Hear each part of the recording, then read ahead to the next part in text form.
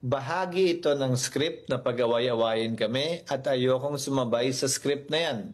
Para sa akin, ang Senado ay isang buong institusyon. Mas malakas ang ating bansa at ang sambayanan kapag malakas ang Senado. Hindi kapag pilit kaming pinag-aaway-away, pilit kaming pinagkakawatak-watak, at pilit kaming tinuturo. Sabi ko nga sa talumpati ko, hindi ba, Jen Nelson? Opo. Kada daliring ituturo mo sa kapwa mo, may 3 daliring nakaturo palagi pabalik sa'yo.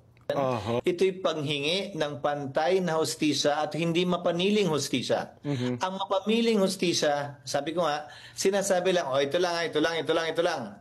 Dapat pare-pareho at pantay-pantay. Dahil kung sino man ang inosente, tulad ko, tulad ng ilang kasamahan namin sa Senado, mapapatunayan naman yan.